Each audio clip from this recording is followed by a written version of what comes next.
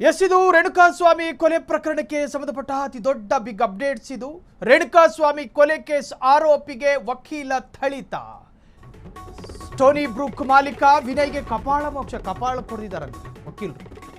ರೇಣುಕಾಸ್ವಾಮಿ ಕೊಲೆ ಪ್ರಕರಣದಲ್ಲಿ high profile ಪ್ರಕರಣ ಎಂದು ಕರೆಸಿಕೊಳ್ಳುವ ಈ ಪ್ರಕರಣದ A1 ಪವಿತ್ರ ಗೌಡ, A2 ನಟ ದರ್ಶನ್, ಸ್ಟೋನಿ ಬ್ರೂಕ್ ಮಾಲೀಕ ಅವನು ಕೂಡ ಈ ಪ್ರಕರಣದ 10ನೇ ಆರೋಪಿ ಅನಿಸುತ್ತೆ ವಿನಯ್. 10ನೇ ಆರೋಪಿ ವಿನಯ್ಗೆ ವಕೀಲ ಕಪಾಳ ಮೋಕ್ಷ.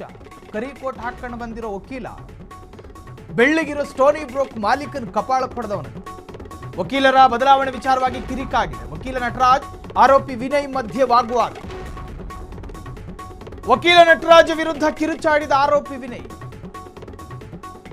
ಕೆಲವೊಮ್ಮೆ ಹೆಂಗಾಗುತ್ತೆ ಅಂದ್ರೆ ಕಾಸಿರೋ ಕ್ಲೈಂಟು ಬಡ ವಕೀಲನ ಮೇಲೆ ಅಟ್ಯಾಕ್ ಮಾಡೋದು ಹೆಚ್ಚಿರುತ್ತೆ. ಇದು ಸ್ವಲ್ಪ ತದ್ವಿರುದ್ಧ.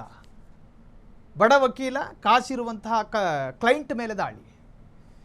ಇದು ರೇಣುಕಾಸ್ವಾಮಿ ಕೊಲೆ ಪ್ರಕರಣದ ಬಿಗ್ ಅಪ್ಡೇಟ್ಸ್ ಇದು. ಇದರರ್ಥ ದಾಳಿ ಅನ್ನೋದು ನಿಜಕ್ಕೂ ಕೂಡ ಅದು ಕಾನೂನಾತ್ಮಕ ಅಲ್ಲ, ಅದು ಅಪರಾಧವೇ.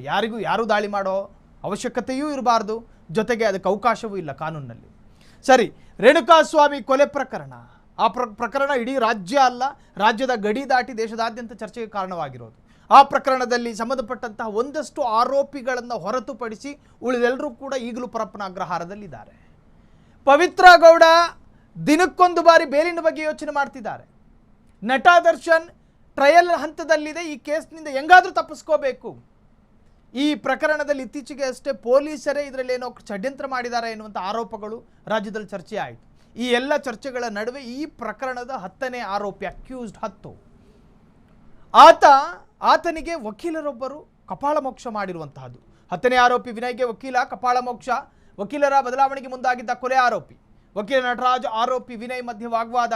ನಿನಗೋಸ್ಕರ ಲೀಗಲ್ ಡಾಕ್ಯುಮೆಂಟ್ನ ರೆಡಿ ಮಾಡ್ಕೊಂಡು ಕೋರ್ಟಲ್ಲಿ ವಕಾಲತ್ತು ಮಾಡೋದಕ್ಕೆ ನಾನು ಶ್ರಮ ಪಡ್ತಾ ಇದ್ದೀನಿ, ನೀನು ನೋಡ್ತಿದ್ದ ಹಾಗೆ ನಿಶಬ್ದವಾಗಿ ಬೇರೆ ವಕೀಲರಿಗೆ ಹೇಳ್ತೀಯ, ಈ ಅರ್ಥದಲ್ಲಿ ಆಗಿರಲೂಬಹುದು. ವಕೀಲ ನಟರಾಜ್ ವಿರುದ್ಧ ಕಿರುಚಾಡಿದ ಆರೋಪಿ ವಿನಯ್. ಈ ವೇಳೆ ವಿನಯ್ಗೆ ಕಪಾಳ ಮೋಕ್ಷ ಬಾರಿಸಿದ ವಕೀಲ ನಟರಾಜ.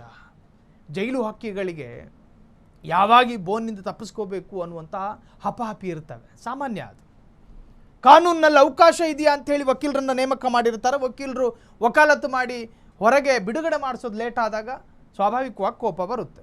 ಕ್ಷಣ ಕ್ಷಣದ ಸುದ್ದಿಗಳಿಗಾಗಿ ಫ್ರೀಡಂ ಟಿವಿ ಸಬ್ಸ್ಕ್ರೈಬ್ ಮಾಡಿ, ಲೈಕ್ ಮಾಡಿ ಹಾಗೂ ಫಾಲೋ ಮಾಡಿ.